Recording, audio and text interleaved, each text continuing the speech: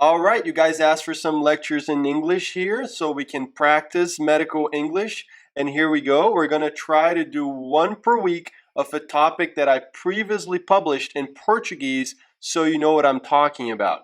We're going to start with a very important topic, which is prevention of infective endocarditis, all right? So I think I published this last week. Check out that video. On this one, we're going to do it in English. So when are we going to do prophylaxis for infective endocarditis? We need both conditions. We need a high-risk patient and we need a high-risk procedure. If you don't have both, you can't do prophylaxis for endocarditis, or you shouldn't do prophylaxis for infective endocarditis.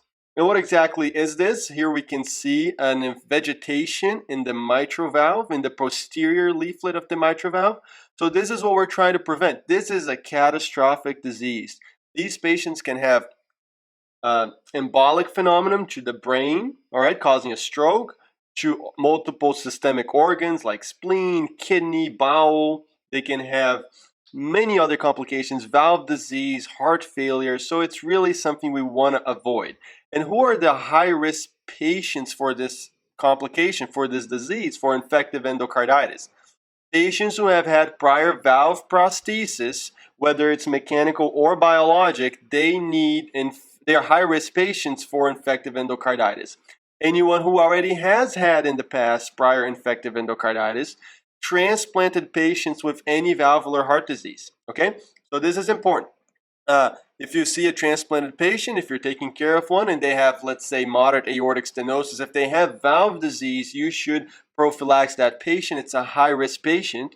And then also patients with certain type of congenital heart disease, if it's cyanotic, non-repaired, like an Eisenmenger patient, if it's a repaired congenital heart disease within the last 6 months, or if it's only partially repaired, those patients are high risk.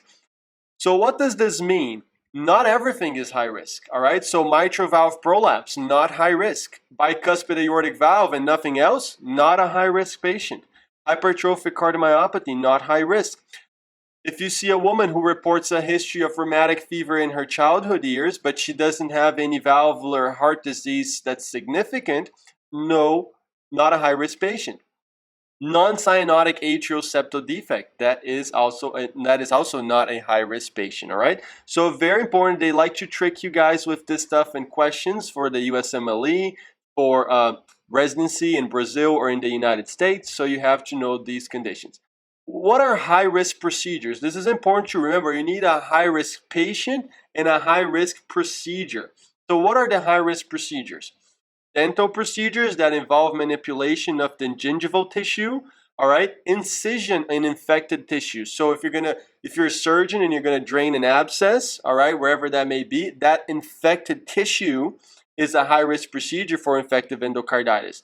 And also incision or biopsy in the respiratory tract, like a tonsillectomy, or if you're gonna do a bronchoscopy with biopsy. So if you have a high-risk patient plus a high-risk procedure, you're going to do prophylaxis of endocarditis, okay? We're talking about which antibiotics at another date. Remember to download our free ebook. Of course, it's in Portuguese, all right? But you're going to learn a lot about ECG over there. And thank you very much for your time.